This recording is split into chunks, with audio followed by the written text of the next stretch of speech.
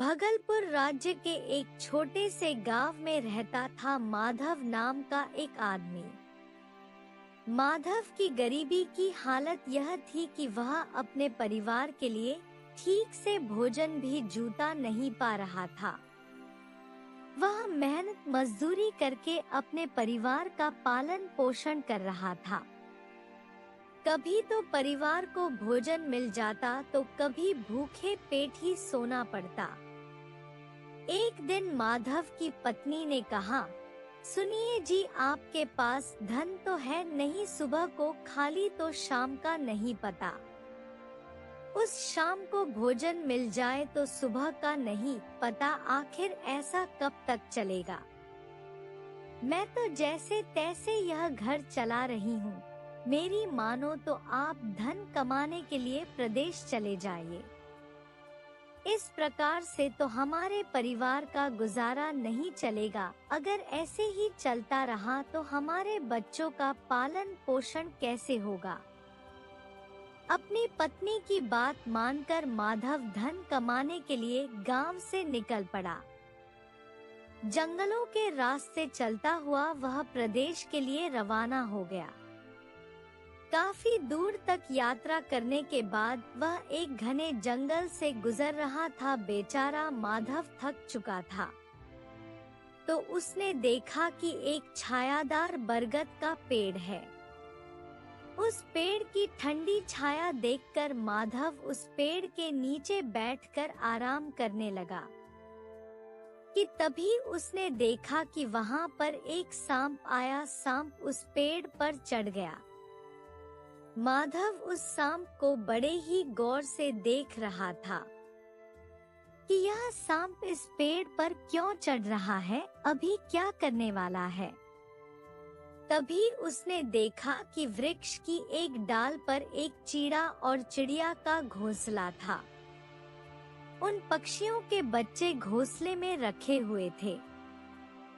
सांप को देखकर चीड़ा और चिड़िया के बच्चे डर के मारे चिल्लाने लगे।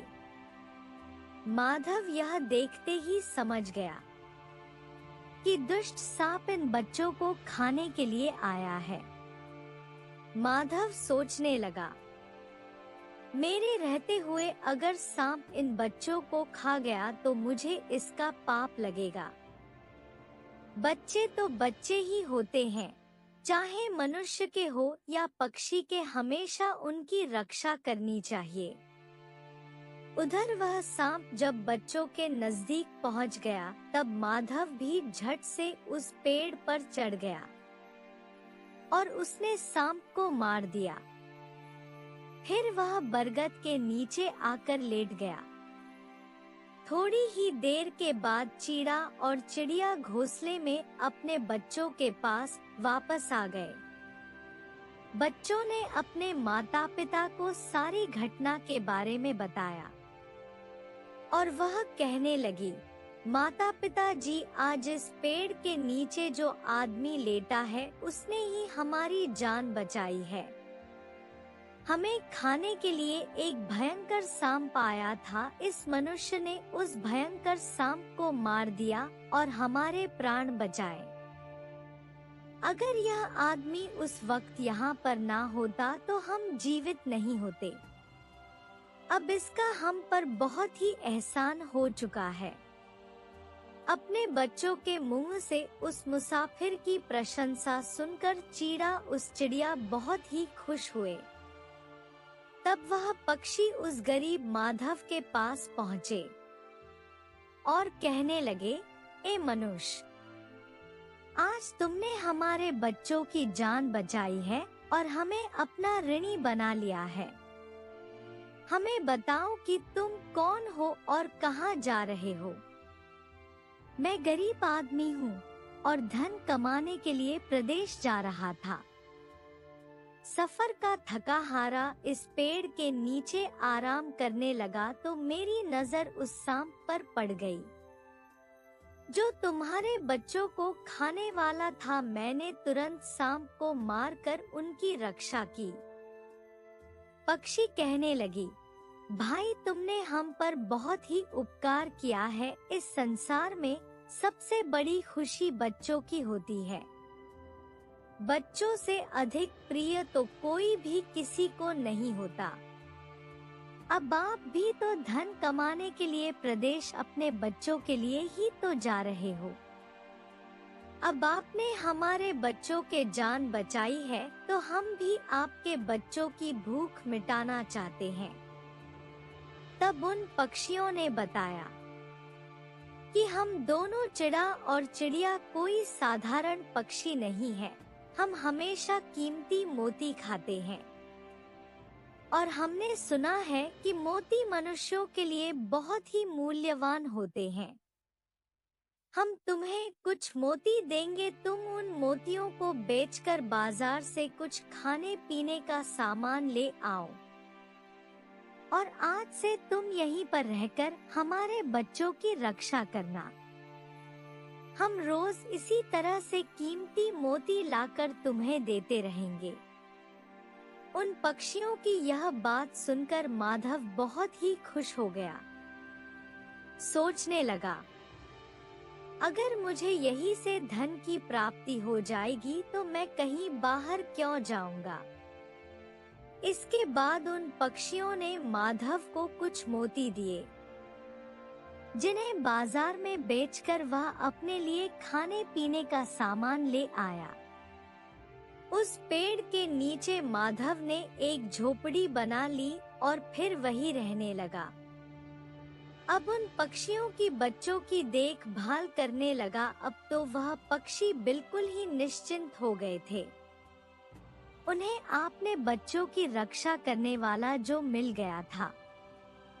अब वह निश्चित होकर भोजन ढूंढने के लिए जाते और गरीब हरिया का बहुत ही धन्यवाद करते। साथ ही साथ कुछ मोती भी उसे लाकर दिया करते थे।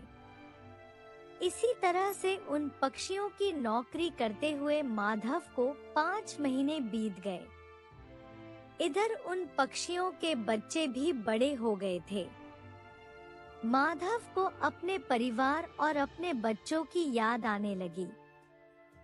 एक दिन उसने पक्षियों से कहा कि मैं अपने घर जाकर अपने परिवार से मिलना चाहता हूँ। पता नहीं मेरी पत्नी और बच्चे कैसे होंगे। तब पक्षी ने कहा, भाई अब तुम निश्चित होकर अपने घर जाओ, अपने बच्चों के साथ रहो, क्योंकि अब हमारे बच्चे भी बड़े हो गए हैं और उड़ने के काबिल हो गए हैं। अब इन्हें किसी तरह का भी कोई भय नहीं है। तुम अपनी पत्नी और बच्चों को देखो। कभी तुम्हें हमसे मिलने का मन करे तो इस जगह पर आ जाना।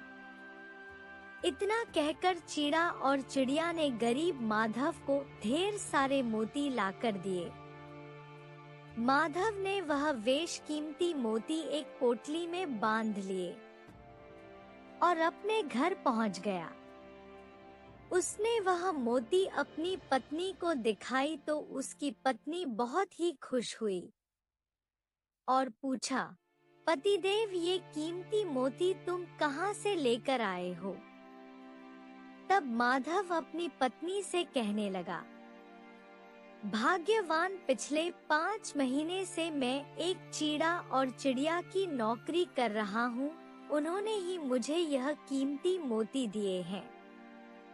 यह कीमती और अनमोल मोती बेचकर हम अपने लिए एक बड़ा घर बनवाएंगे, अपने बच्चों के लिए अच्छे वस्त्र खरीदेंगे और तुम्हारे लिए भी नए नए गहने बनवाऊंगा। माधव उन सारे मोतियों को बाजार में बेचकर अपने घर के लिए ढेर सारा जरूरी सामान लेकर आया।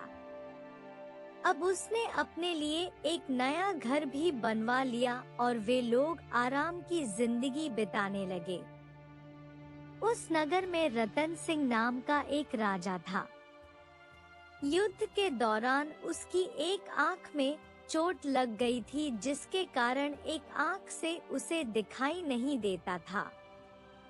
लेकिन राजा चाहता था कि उसकी इस आंख का इलाज किया जाए। इस काम के लिए उसने नगर के बड़े बड़े वेदों, और हकीम को अपने पास बुलाया। सभी ने अपने अपने तरीके से राजा का इलाज किया, लेकिन राजा की आंख में कोई सुधार नहीं हुआ। जब किसी के भी इलाज से राजा की आंख ठीक नहीं हुई तो एक दिन एक वैद्य ने आकर महाराज से कहा, महाराज, मैं आपकी आंख ठीक कर सकता हूँ।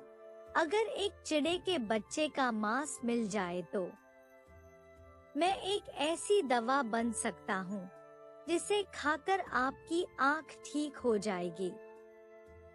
इस तरह से वेद की बात सुनकर राजा रतन सिंह ने अपने नगर में यह घोषणा करवा दी कि जो भी कोई चिड़े नाम के पक्षी का बच्चा लाकर उसे देगा, उसे स्वर्ण मुद्रा इनाम में दी जाएगी।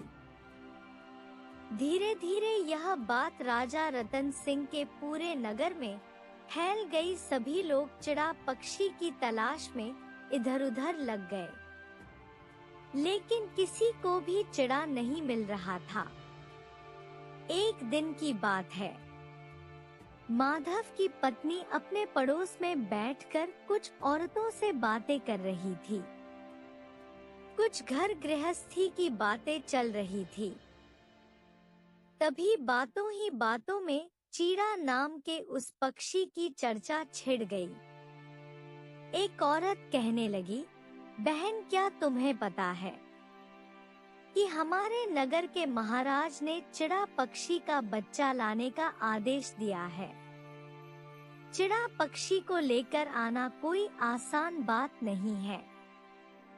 जब माधव की पत्नी ने यह बात सुनी कि चिड़ा पक्षी का बच्चा लाकर देने पर राजा स्वर्ण मुद्रा इनाम में देगा, तो माधव की पत्नी कहने लगी, अरे बहनों, चिड़ा पक्षी को लाना कौन सी बड़ी बात है। मेरे पति तो 5 महीने चिड़ा और चिड़िया की नौकरी करके आए हैं।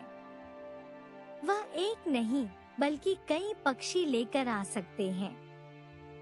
इतना कहने के बाद माधव की पत्नी अपने घर चली गई।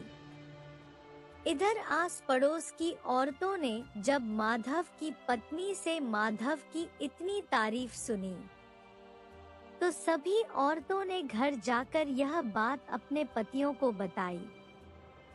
धीरे धीरे यह बात पूरे नगर में फैल गई कि माधव नाम का एक आदमी चीड़ा नाम के पक्षी को लेकर आ सकता है। होते होते यह खबर महाराज के कानों में भी पहुंच गई कि उनके राज्य में एक ऐसा आदमी है जो चिड़ा और चिड़िया के पास 5 महीने नौकरी करके आया है।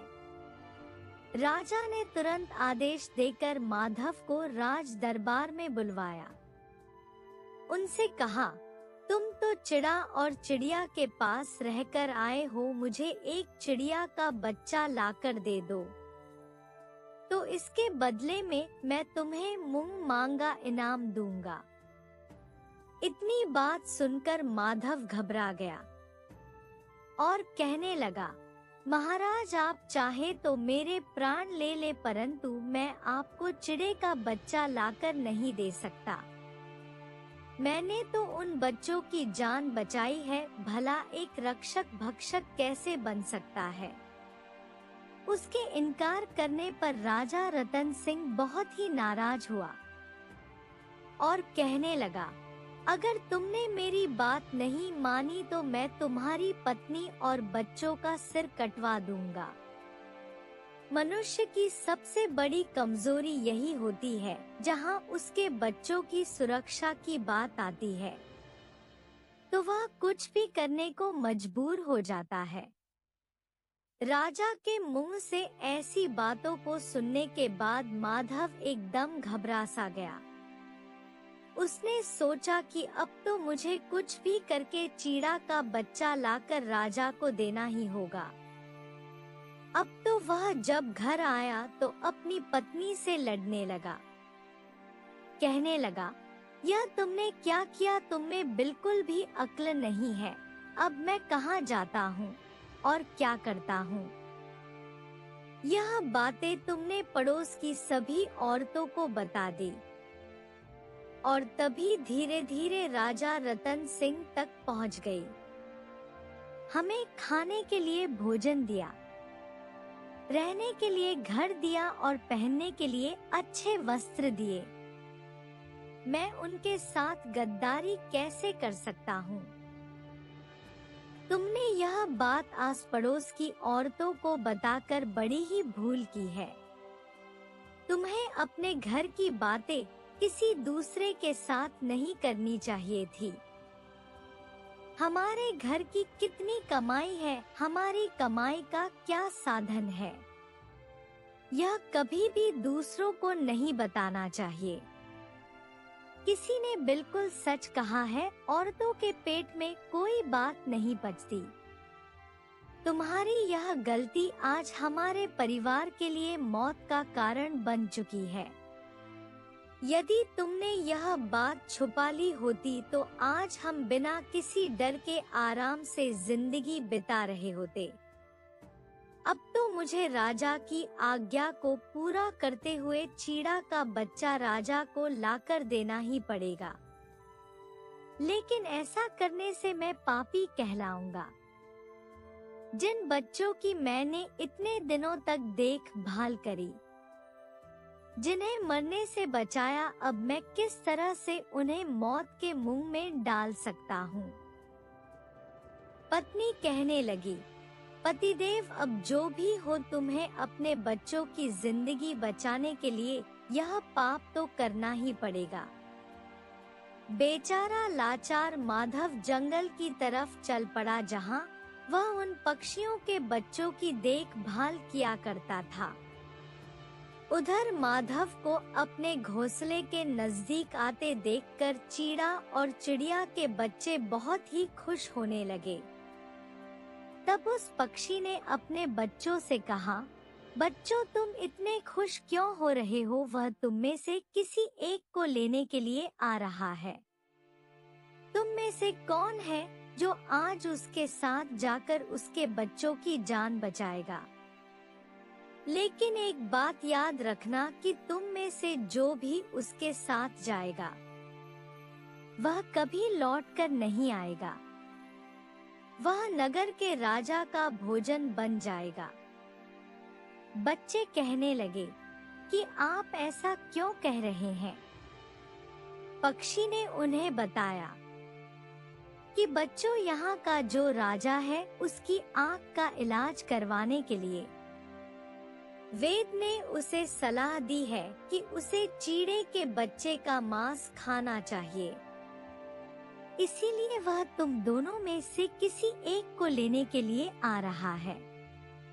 तुम में से कोई एक अगर उसके साथ जाना चाहता है तो वह जा सकता है। उनमें से एक बच्चा कहने लगा, माता पिता, उस आदमी ने ही तो हमारी जान बचाई है।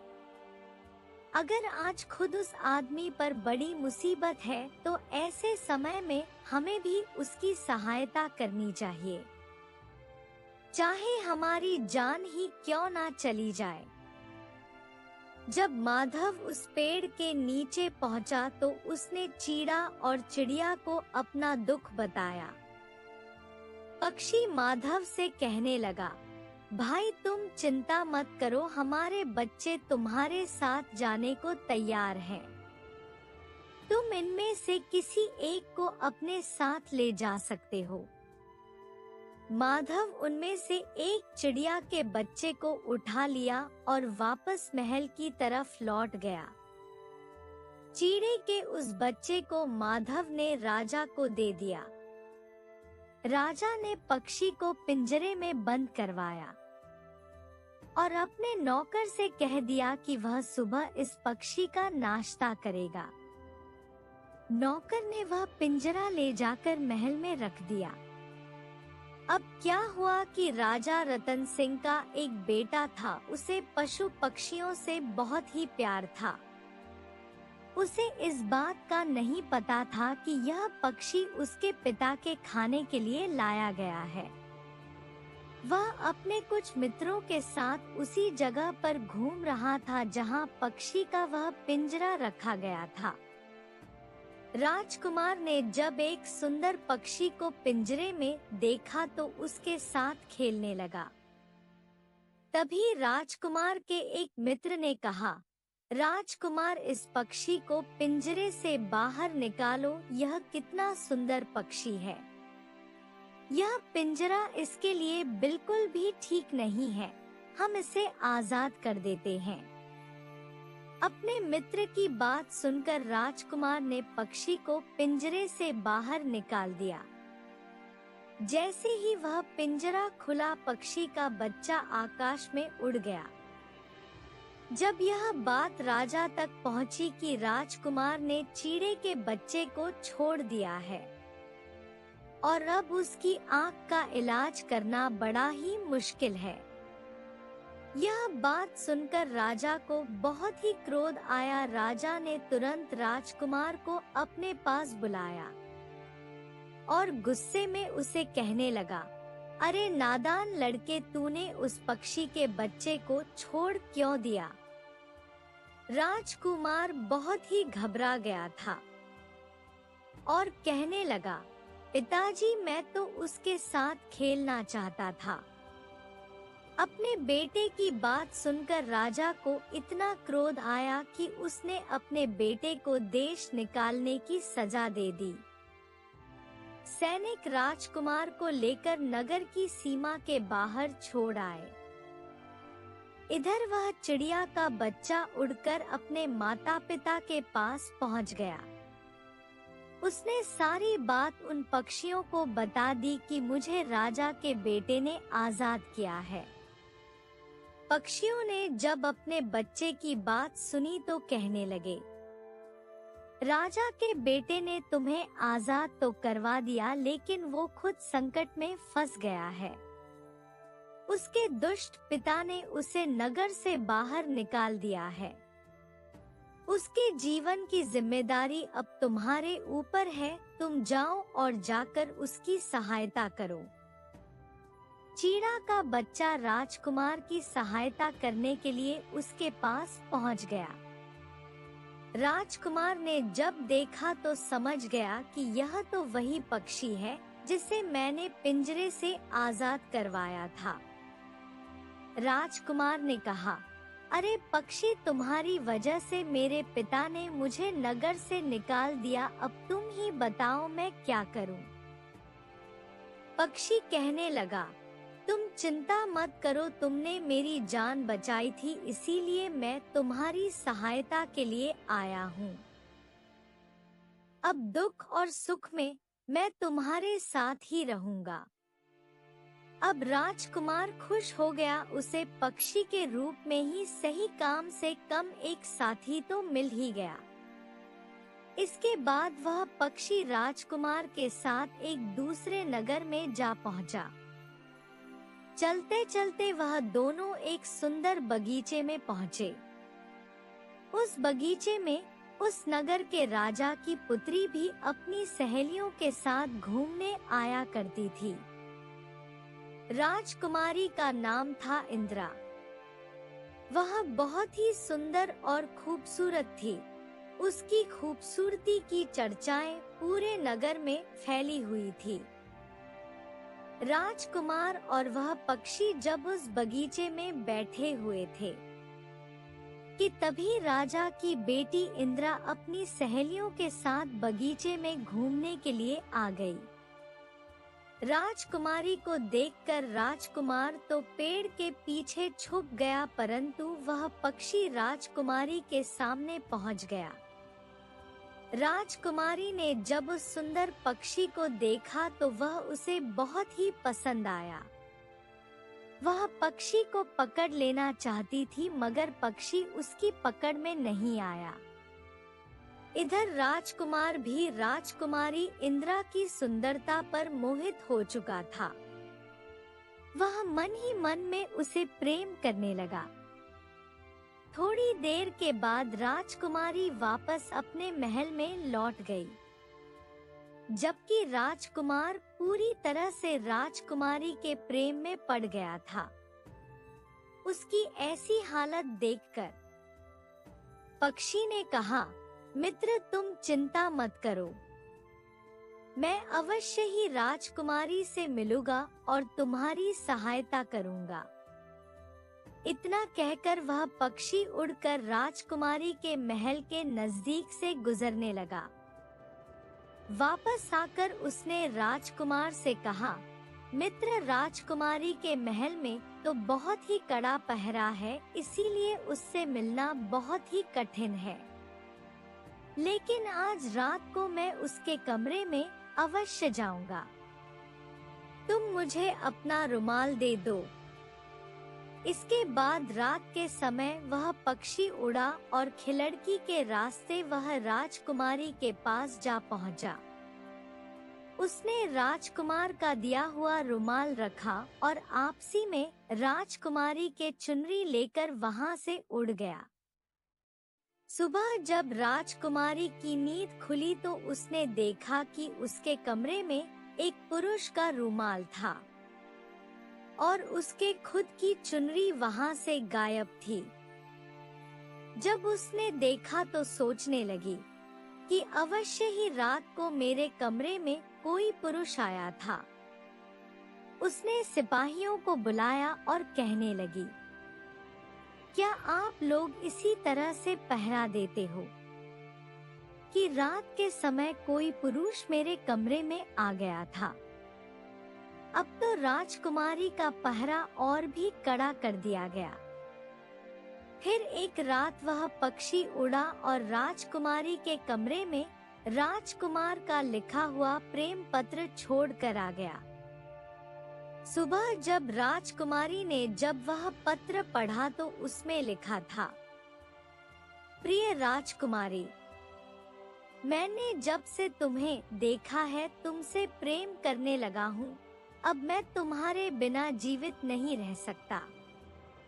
अगर तुम मुझसे मिलना चाहती हो तो आज दोपहर के समय बगीचे में आ जाना। राजकुमारी ने जब वह पत्र पढ़ा तो उसके मन में भी इच्छा हुई कि वह राजकुमार से अवश्य मिले।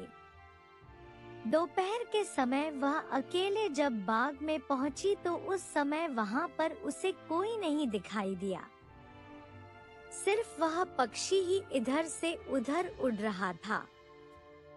पक्षी ने जब देखा कि राजकुमारी आ गई है तो वह राजकुमार को लेकर उसके सामने आ गया। राजकुमार को देखकर वह कहने लगी, अच्छा तो तुम हो वह बहादुर व्यक्ति जो इतना कड़ा पहरा होने के बावजूद भी मेरे कमरे में अपना प्रेम पत्र छोड़ दिया था। राजकुमार इतना सुंदर था कि राजकुमारी भी उस पर मोहित हो गई और वे दोनों एक दूसरे से प्रेम करने लगे। तब राजकुमार ने अपनी सारी सच्चाई उसे बता दी। यह सच्चाई जानने के बाद मेरे पिता मेरी शादी तुमसे नहीं करेंगे, इसीलिए हमें भागकर शादी करनी होगी। राजकुमार इस बात के लिए तैयार हो गया और फिर अगले दिन वह दोनों उस पक्षी के साथ राज्य छोड़कर चले गए। चलते चलते वह दूर एक जंगल में जा पहुंचे जहां पर उन्होंने एक झोपड़ी बनाई और वहीं पर रहने लगे। उनका जीवन बड़ी प्रेम से बीत रहा था। एक दिन झोपड़ी में आग लग गई। उस आग में वे दोनों तो बच गए लेकिन पक्षी का एक पंख जल गया।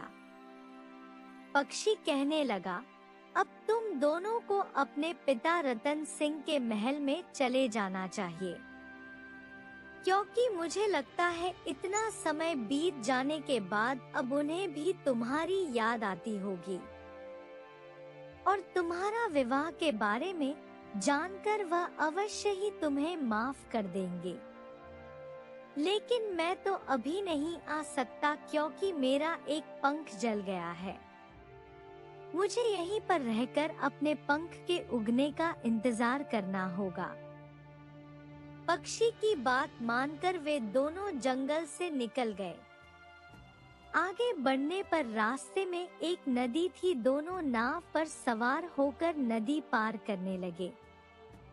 लेकिन अचानक नाव के पलट जाने से वह दोनों पानी में गिर गए।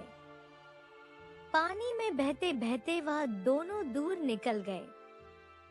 राजकुमारी पानी के बहाव में नगर के एक किनारे पर जा पहुंची, जहां पर कुछ सैनिक उसे बेहोशी की हालत में उठाकर महल में लेकर आए।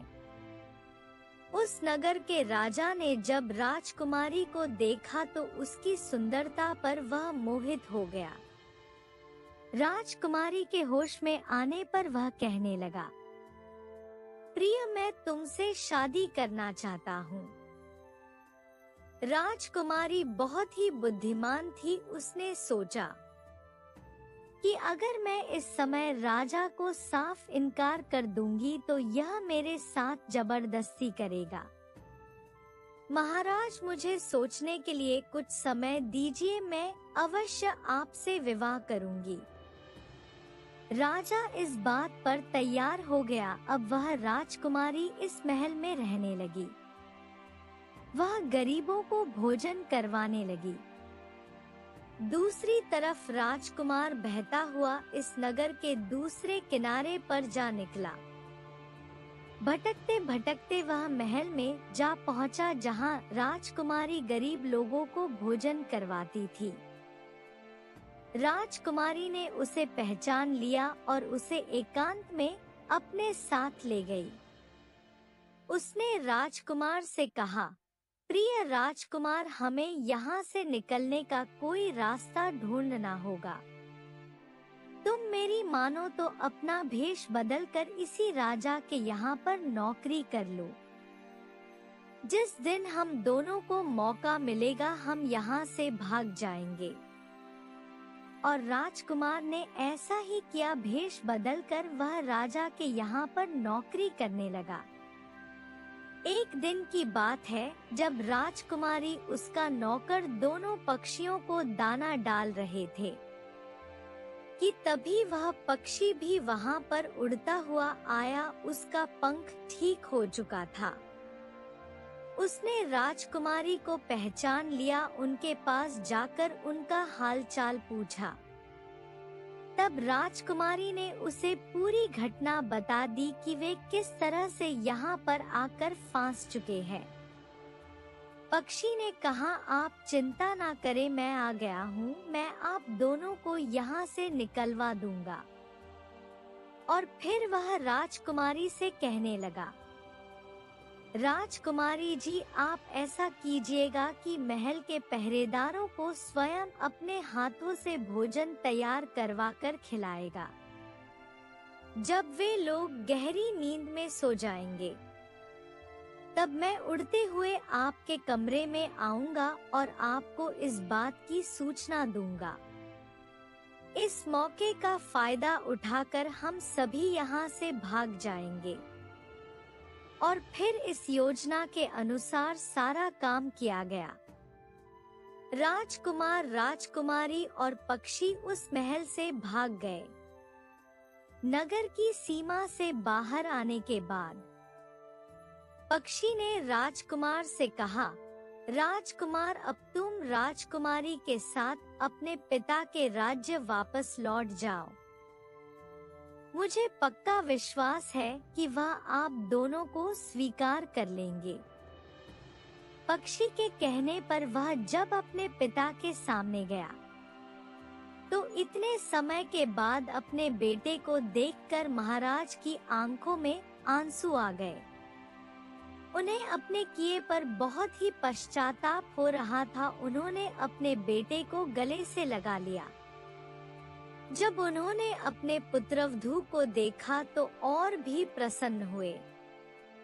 राजकुमार ने उन्हें बताया, पिताजी, जिस चीड़े के पक्षी को आप खा जाना चाहते थे और जिसको आजाद करने के कारण मुझे देश निकाला दे दिया था, उसी पक्षी ने मेरी सहायता की। उसी की वजह से मैं आज जीवित हूँ। उसी ने मेरी जान बचाई और मुझे यहाँ तक लेकर आया।